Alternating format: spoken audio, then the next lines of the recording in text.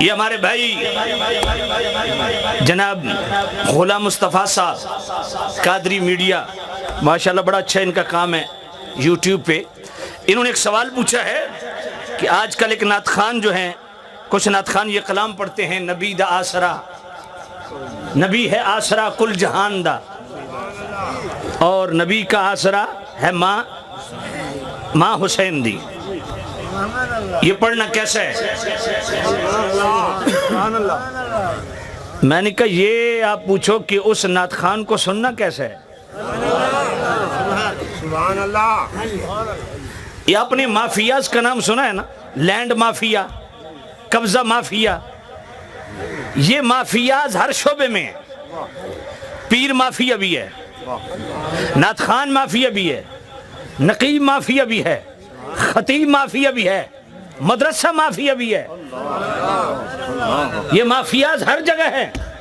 یہ بھی نعت خوانوں کا چند جناب والا جھنڈ ہے، سارے نعت خوان نہیں. پنجاب کے اور وہ بھی کچھ نعت خوان جنہیں آپ صف اول کا نعت خوان سمجھتے ہیں، میرے نزدیک وہ صف آخر کے کھڑے بھی ان کا جناب والا مقام نہیں کہ آخری صف میں بھی ان کو کھڑا جائے. صف اول تو بہت کی بات ہے، صف آخر کے بھی لائق نہیں. ان جاہلوں کا پتہ نہیں ان کا کس مسلک سے تعلق ہے. کلام پڑھتے ہیں، نہ پتہ چلتا ہے سنی ہے، نہ پتہ چلتا ہے وہابی ہے، نہ پتہ چلتا ہے شیعہ ہے، نہ ہوائے نفس کے خواہشات نفس کے تابع ہیں، جو منہ میں آتا ہے بک دیتے ہیں. یہ شعر پڑھنا کیسے ہے؟ نبی دا آسرا ہے ماں حسین دی. میں نے کہا بالکل غلط ہے، قرآن کے معارض و مخالف ہے، نظریہ اسلام کے بھی معارض و مخالف ہے. یہ ابھی میں نے آیت میثاق آپ پڑھیے، یہ آل حضرت رحمت اللہ علیہ کی یہ 30ویں جلد فتاوی رضویہ شریف تجلی الیقین بان نبینا سید المرسلین، یہ 162 صفحات پہ مشتمل یہ رسالہ پڑھیے. شرف نبوت و رسالت کے حوالے سے فضیلت مصطفیٰ جن آیات کو آل حضرت نے مستدل بنایا، یہ پہلی آیت میثاق جس میں نے ابھی گفتگو کی، آپ نے سنے؟ ارے سارے نبیوں سارے رسولوں کو نبوت اور رسالت بھی ملی تو وسیلہ مصطفیٰ، سارے نبیوں کا بھی آسرا مصطفیٰ کی ذات ہے.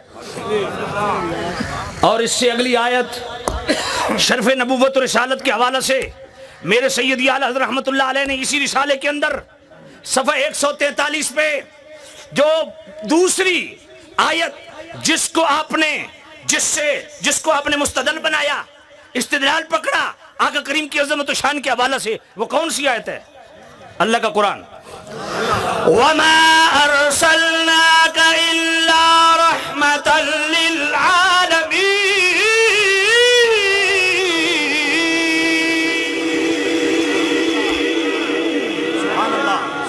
میرے کریم رؤوف الرحیم نبی صلی اللہ علیہ وسلم تمام جہانوں کے لیے رحمت بن کے آئے. ہر جہان میرے نبی کی رحمت کا محتاج ہے. حتیٰ کہ اعلیٰ حضرت نے اسی آیت کے تحت لکھا، فرمایا ہر نبی بھی ہر رسول بھی حضور کی آل ہو، حضور کے اصحاب ہو، میرے نبی کے بیٹے ہوں، میرے نبی کی بیٹیاں ہوں، میرے نبی کے اصحاب ہوں، دیگر امتی ہو، امم سابقہ ہو، انبیاء سابقین ہو، رسول سابق ہو، سارے کے سارے مصطفیٰ کے محتاج ہیں. یہ کلام پڑھنا، یہ ایسا کہنا، یہ قرآن مجید کی معنوی تکذیب ہے. سیدہ زہرا بھی میرے نبی کی محتاج ہے. حضور کی ساری بیٹیاں، حضور کے بیٹے، حضور کے اصحاب، پوری امت امم جناب والا سابق اور سابقین انبیاء اور رسول سب حضور کے محتاج ہیں، حضور کی رحمت کے محتاج ہیں. اور قرآن مجید پڑھو، سورہ توبہ کی آیت نمبر 128 پڑھو. اللہ کیا فرماتا ہے؟ لَقَدْ جَاءَكُمْ رَسُولٌ مِّنْ أَنفُسِكُمْ عَزِيزٌ عَلَيْهِ مَا عَنِتُّمْ حَرِيصٌ عَلَيْكُمْ بِالْمُؤْمِنِينَ رَءُوفٌ رَحِيمٌ.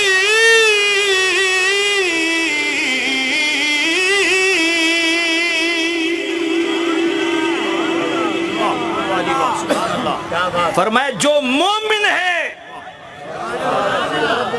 چاہے وہ میرے نبی کی آل ہو، میرے نبی کے اصحاب ہوں، میرے نبی کے بیٹے ہوں، میرے نبی کی بیٹیاں ہوں، میرے نبی کا نسب ہو، میرے نبی کی نسبت ہو، میرے نبی کی طرف منسوب اشیاء ہو، اشخاص ہو، جو چیز بھی ڈائریکٹ انڈائریکٹ مصطفیٰ سے نسبت رکھتی ہے، ہر فرد موجود فرمایا اس کے لیے میرے مصطفیٰ نہایت مہربان اور رحم فرمانے والے ہیں۔ خدا کی قسم سیدہ زہرا بھی حضور کے رحم و کرم پہ ہے، سیدہ ام کلثوم بنت رسول بھی مصطفیٰ کے رحم و کرم پہ ہے، سیدہ زینب بنت رسول بھی مصطفیٰ کے رحم و کرم پہ ہے، سیدہ ام رقیہ بنت کلثوم بھی مصطفیٰ کے رحم و کرم پہ ہے، میرے نبی کے شہزادے بھی حضور کے رحم و کرم پہ ہیں، میرے نبی کے والدین بھی حضور کے رحم و کرم پہ ہے، سیدنا صدیق اکبر بھی مصطفیٰ کے رحم و کرم پہ ہے، حضرت عمر بھی، حضرت عثمان بھی، مولا علی بھی، دیگر تمام صحابہ، سب کا آسرا اگر کوئی ہے اللہ کی بارگاہ میں تو وہ وسیلہ مصطفیٰ ہے، وہ آسرہ مصطفیٰ ہے۔ اس لیے ایسے نعت خانوں سیدہ زہرا کو جو عظمت ملی کس کے وسیلے سے ملی؟ یہ زمین سے مخلوق ہوگی ہے یا آسمان سے ٹپکی ہے؟ اور ظالمو تم عقیدے کے ساتھ کھلواڑ کر رہے ہو۔ ایسے نعت خانوں کو چوتے مار کے جناب والا سٹیج سے اتار دینا چاہیے۔ اور ظالموں روزانہ تمہیں کہتے ہیں انسان کے بچے بنو، کوئی خوف خدا کر لو۔ تم چڑھتے ہو ہماری تقریروں سے، اللہ کا خوف نہیں ہے، رسول اللہ کا حیا نہیں ہے، سیدہ پاک کا حیا نہیں، کچھ سیدہ پاک کی حیا کر لو۔ اللہ کون سا تم جناب والا لوگوں کو، جناب والا آل تشیع کا عقیدہ کیا ہے؟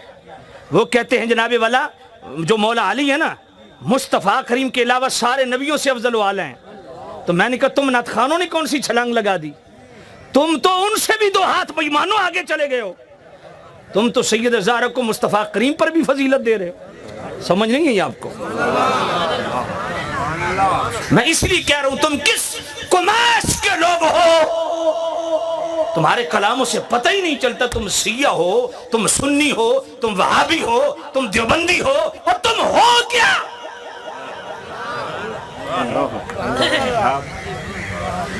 کچھ شرم حیا کرو یار، عقیدے کے ساتھ یوں کھلواڑ کر رہے ہو، کچھ حیا شرم ہوتی ہے۔ علماء سے پوچھ لو، علماء سے تصحیح کرا لو اپنی۔